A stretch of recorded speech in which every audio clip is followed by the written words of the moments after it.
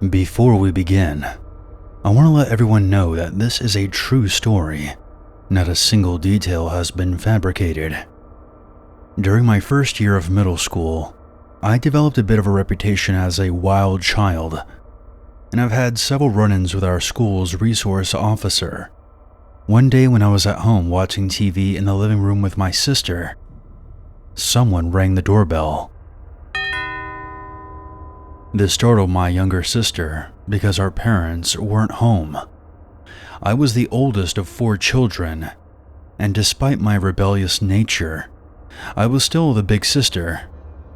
I wasn't too worried about someone at our door because I figured it was probably the mailman or one of those annoying solicitors, or perhaps it was our neighbor checking in on us.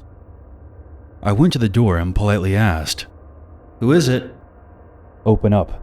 It's the police." A man's voice responded. By the way, our door had no peephole. That's a whole other story. But I could tell there was something off about this man's voice. It seemed cold and detached. I turned to my sister. "I don't know if this guy's really a cop. Go upstairs and go check on Jason and Ashley. I'll handle this." She darted up the stairs. The guy on the other side of the door began asking for somebody by name, claiming that they lived there. "I think you got the wrong place. No one by that name lives here." "Well, I have a warrant that says otherwise. Are you lying to me, young lady?" "No, the guy that you're looking for doesn't live here." "Then who just ran up the stairs?" This immediately creeped me out. There was a long window by the front door. It had one of those thick frost layerings. It wasn't easy to tell who was inside if you were on the outside looking through it. But it didn't look like he was standing in front of the window. So when did he take a look? He would have had to focus real hard to see my sister because there were no lights on. Furthermore, it was midday, so it should have looked completely dark from where he was. I automatically felt threatened. Whoever this man was had crossed into creep territory. So now I was going to be a jerk. "It was my sister, and she's obviously not the grown man that you're looking for." "Why did she run?" "Because you're a fucking weirdo." "Excuse me, you don't talk to a police officer like that." The way he said that sounded like he was becoming annoyed, like I should just trust him on his word alone. "Well, if you are a cop, you're not a very good one, because you're at the wrong address. And how do I even know that you are a cop?" "You should just open the door and see for yourself." That's when I saw my sister peeking around the corner at the top of the steps. "Get back," I whispered. We rarely get people at our door when my parents aren't home, but it's not impossible. I had this habit of locking the screen door. It was very strong for a screen door as well. And to clarify, it was one of those screen doors directly outside of the front door.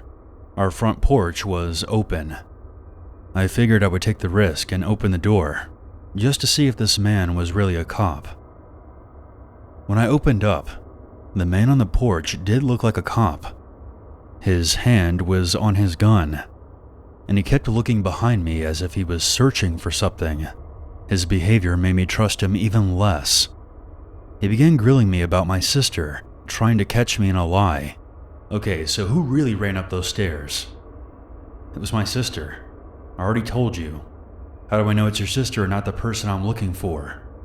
"Look, you have the wrong address." The man glared at me through his aviators. It was hard to see his face because of how big they were. It was like he was trying to hide his face. I know it's a silly thought for a kid, but my mom and I watched tons of true crime shows together. I know it was stupid to open the door, but I had this sinking feeling that he knew that we were alone. Up to this point, he did not ask for my parents, not even once. I just wanted to keep him in sight because I knew my parents would be home soon. The cop explained to me that the man he was looking for lived at our house, and according to his paperwork, this was still his current address. I informed the cop that we had been living here for a few years now. and I knew for a fact the woman before us lived here alone. This frustrated him, and he informed me in a demanding tone that he was going to check the house himself. No you're not. Young lady, you're interfering with police business. Now open up the door before you get in trouble. I'm not stupid. I know that you need special court papers to come inside. I was in a stubborn mood, and nobody wins against me when I'm in a stubborn mood. Unless, of course, you're my parents. Cop or not, this man wasn't coming inside the house or going anywhere near my siblings. That's when he demanded to speak to my parents for the first time. Where are your parents? I want to speak to them about your behavior. He was trying to use the get me into trouble tactic to frighten me. In reality, my mom was far scarier than him. He would have been afraid of my mom because she's the type to kick someone's ass and then ask questions later. But she doesn't play around when it comes to her kids. She wouldn't assault or threaten a police officer, but he would have been in for it because my mom would have unleashed a verbal onslaught. Full-blown Karen mode, level 10. My parents aren't here right now. They're at the grocery store. I had a feeling that he already knew my parents weren't home. Up until then, he hadn't asked for them. I didn't know if he was a cop or not, but I didn't want to aggravate him further by telling him a lie. I know that my behavior was annoying, but I wasn't going to give him a reason to call me a liar. That's when he reached for the screen door and tried to open it. That's when he discovered it was locked. Open the damn door! I said no. I then slammed the door shut so he couldn't ask me again. I snuck halfway up the stairs and listened. He began yanking and tugging on the screen door. Little bitch, I should arrest you and teach you a lesson. After that, he just walked through our neighbor's yard like nothing happened. That's when I realized that I never saw any cop cars in our driveway. We lived in town homes, so I could see all the vehicles from a distance, and I didn't spot a single cruiser parked nearby. My parents showed up almost right after he left. I told my mom what happened. Well, you shouldn't have opened the door, and you should have called me right away. What's the matter with you? You're grounded. Now come help me with the groceries. I couldn't help but notice that our neighbors checked on us far more often after this incident, and our parents got us a babysitter whenever they left the house without us. I'm not 100% sure, but something tells me that that man who came to the house wasn't a cop, and I would have put my family in danger by allowing him inside. To everyone listening, teach your kids that a uniform is just not enough. You should ask for their badge number and call the police station to verify if you can. It also doesn't hurt to invest in a strong, sturdy screen door.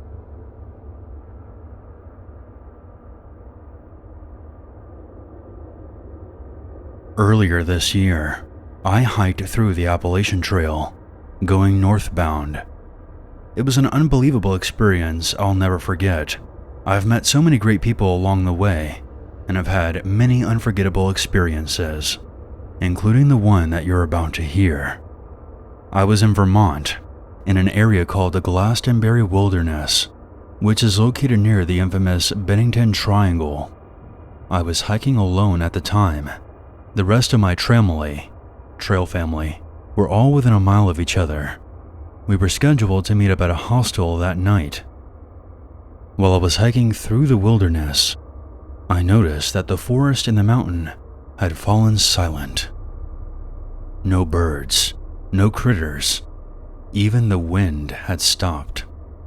I have a background in forestry, and I've done a fair amount of backpacking before, so I know that the lack of sound usually indicates a large predator is nearby. This has happened before, so I wasn't immediately terrified. I took note of it and hiked onward. About 10 minutes later, on my right side, toward the mountain, something big began thundering toward me. Heavy footfall echoed through the surrounding trees.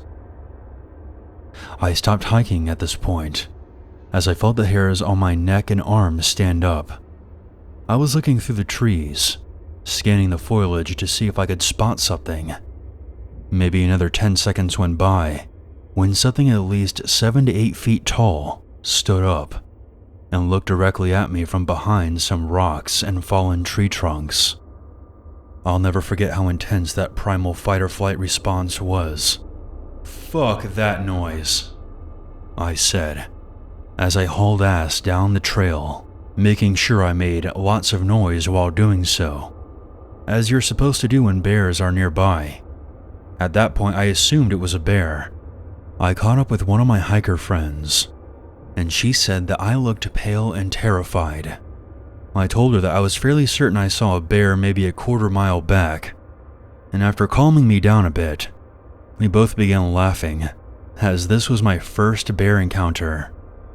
Now, if this was the end of the story, I would have totally believed it was a bear, and while it was scary at the time, I wouldn't have thought too much about it, as hikers often see bears on the trails. It's a common occurrence. It was what I heard a few days later that really frightened me. A few of my hiker friends and I caught a ride from a shuttle driver so we could go to town and resupply. We were all chatting, and the driver asked us if we had any crazy experiences. I didn't mention my encounter because I thought it was just a bear. After more conversation with the other hikers, we asked him if he had any crazy stories. He told us that just a few days prior, the same day that I had my encounter, he received a call to pick up a hiker from a road crossing just outside the Glastonbury Wilderness, exactly where I was. She informed him that she was quitting the trail and asked to be taken to the airport. When he asked why, she told him this: "I heard a baby crying in the forest. When I looked around, I saw something that was way too big to be a bear. It was coming right for me." This apparently spooked her so bad that she fled the forest. That's when I told the driver what I had experienced on that same day. "Whoa, that's crazy.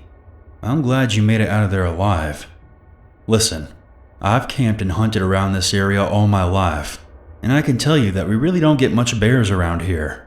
In fact, I can't recall a single instance of a bear being spotted anywhere near those trails. Maybe a moose every once in a while, but that's it. However, I've heard stories of some kind of deranged cult living somewhere deep in the forest.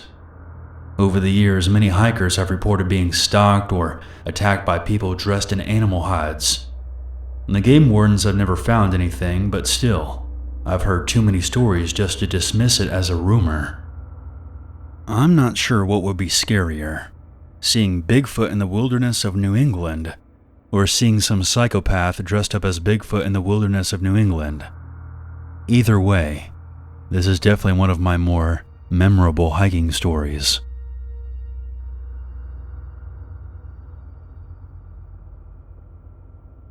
Being home alone isn't scary at all by itself, but it'll quickly turn into a nightmare if you suddenly realize that you're not alone.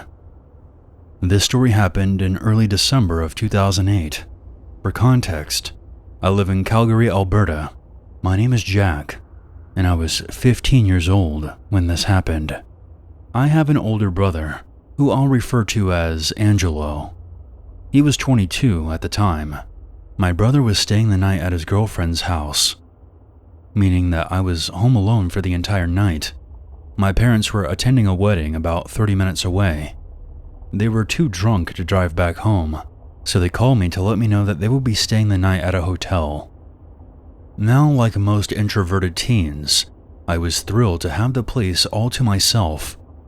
However, we lived in a rather big house, and it always gave me the creeps at night, especially when I was alone. I would usually deal with it by locking myself in my bedroom and never coming out. My initial excitement quickly faded away and was replaced by a general sense of unease. I began to feel like I wasn't alone. After a while, I could no longer chalk it up to the usual paranoia.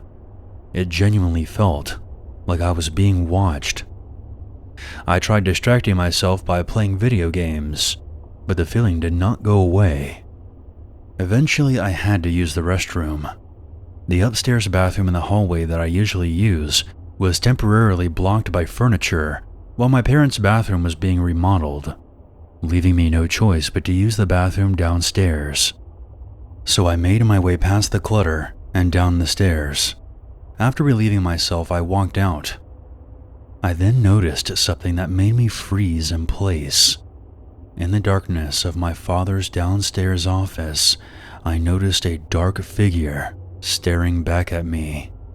They were standing as still as a statue, as if they were hoping that I couldn't see them. "Angelo? Is that you?" I asked. Suddenly, the figure scaled my father's desk and came rushing toward me. My adrenaline went through the roof. I ran upstairs to my parents' bedroom and locked myself in there. The intruder began pounding on the door and even tried to kick it in. Thankfully, the door was pretty solid and could withstand his assaults. But I knew that I would have to call the police. It was only a matter of time before he managed to break the door. But to my horror, I realized I left my phone in my room, so it was basically impossible to call for help. However, I got lucky.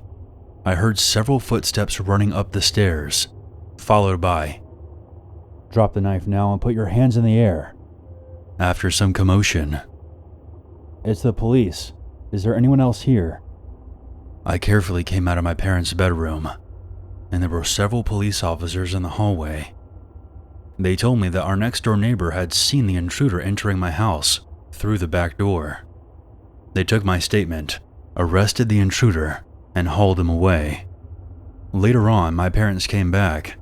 They had already heard everything that happened after the police called them. My brother also heard about it too.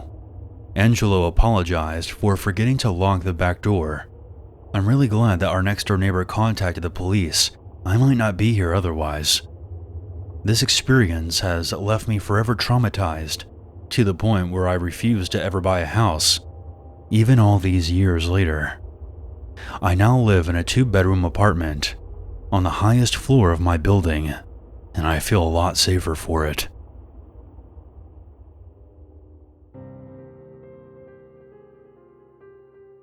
Hey everyone, this is your Uncle Unit. Thank you so much for checking out my video. If you have a story that you would like me to narrate on this channel, please send it to my email, unit522submit@gmail.com. Make sure you hit the subscribe button so you don't miss out on any future content. And if you would like to support this channel even further, you can check out my merch store. There's a link for that in the description. I look forward to hearing from you, and I hope you stay tuned for the next video. Until then, never forget.